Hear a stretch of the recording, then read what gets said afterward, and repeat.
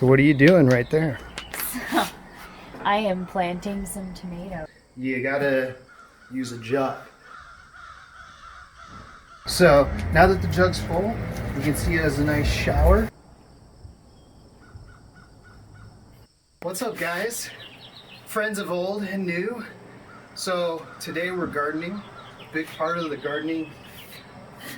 gardening perspective for you is if you're like us and you're into the outdoors, you're into fitness, then you must be into fueling your body right. And so for us, it's gardening because we can control kind of what goes into these plants, having all natural, all organic, with no chemicals. So we do what we can, living in an apartment. So I'll kind of show you our setup.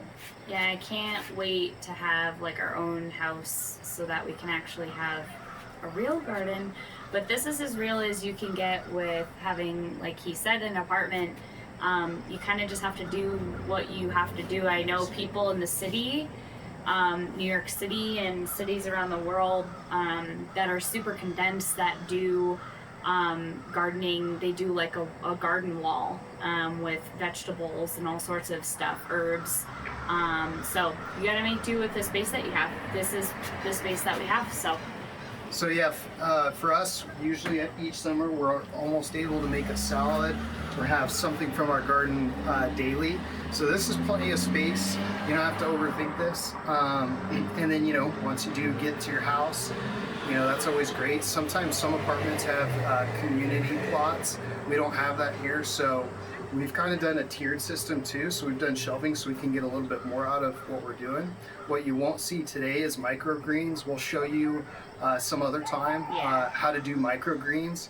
But for us, fitness isn't just about being outside. It's about what we eat. It's about how we get that food too. Also, just overall wellness, planting a garden is a super de-stressor. At least for me it is. I know Jordan really enjoys it as well. So use this as a time to just kind of reflect on life and try to de-stress yourself in a way that you can just kind of put all the, negatives behind you and just enjoy planting and growing a life. I think that's kind of cool. So what are you doing right there? I am planting some tomatoes. Jordan you actually planted all of these guys. So as you can see, guys,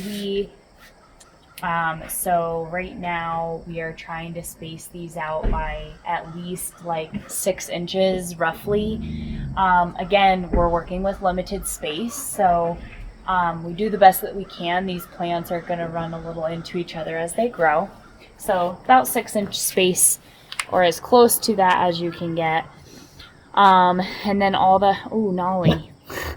What you want to do when you plant a plant that comes from a pot is at the bottom you can see that you have first of all, don't be afraid to get your hands dirty because you're going to.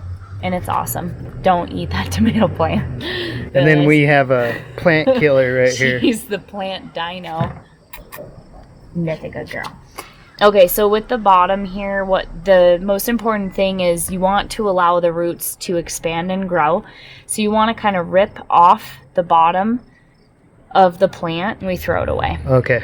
And then I'm going to separate the roots. So just kind of like run your fingers through, but you don't want to ruin the base of the plant. And then what we're going to do is we are going to plant it. So you kind of want to find a good spot. So what do you think? Right here is good? Maybe right here, kind of in sequence with the other tomatoes. Okay.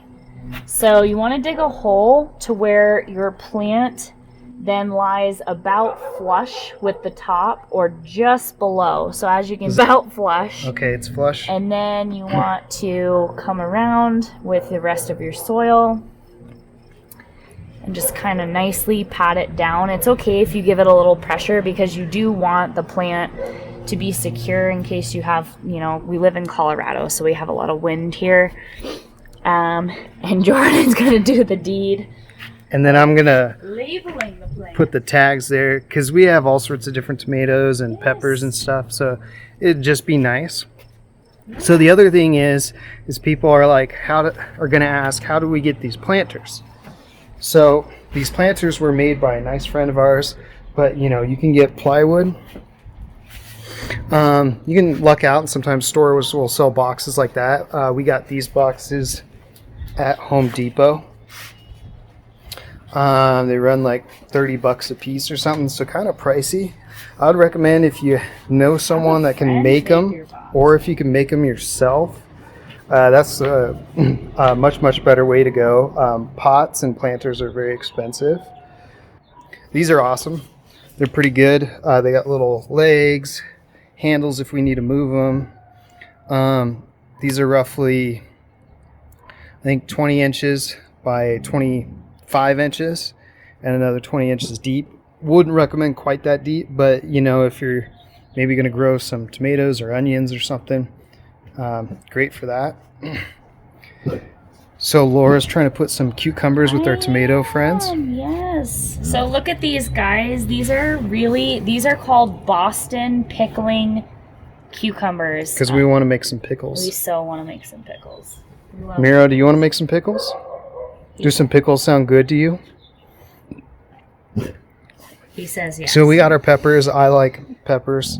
I like spicy. Jordan loves peppers. So That's his favorite. some jalapeno, which Nolly already killed. We got some sweet red chili pepper and some Bonnie green bell pepper, and then a hot banana pepper. And again, guys, we gave space to the cucumbers and the tomatoes because they do need space to grow. So just make sure you're giving them enough space.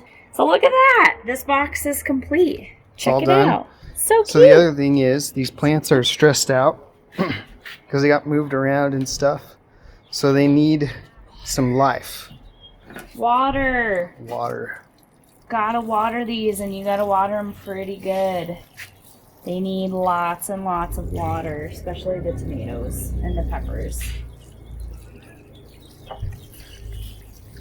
It's a lot. It almost looks, you want the soil to look like completely damp. Because as soon as you were to scrape up that like first inch of soil, you'd see underneath it's dry. So you got to really wet the soil to make sure you get those plants watered. And you want to try to not water the plant, water the soil. Because they're tiny, they're baby plants. They'll get kind of... So you just give them a little zhuzh. Love tap. Love tap. Plant love. You don't spank your... I mean, you don't slap your plants. You just love tap them. Just love tap your plants. Look out, no. So we also have some strawberries. We're going to try this year. We've not done strawberries. Some snow peas. We've done herbs every year, so our herbs are right here. Some parsley, some basil, some thyme, chives, and cilantro. And then we're going to do our lettuce box right here. And then the shelving so we can do microgreens, which that'll be a different YouTube. And then also you need to make sure you have someone to guard your vegetables. Miro's on the lookout. Make sure no one for sure watching takes our vegetables. Yeah, he is the vegetable. So when you live in an apartment, you don't have a hose, but you don't have a hose, you gotta use a jug. So I want to show you how to fill a jug up with water. It seems like a simple concept, but you'd be surprised. So first, what you do, just take this hole, you put it close to the spigot. What I like to do is I like to kind of line it up. It's really important because you don't want water going onto the jug, you want it going into the jug. And then you turn it to cold. You want cold water for your vegetables. So now that the jug's full, you can see it has a nice shower.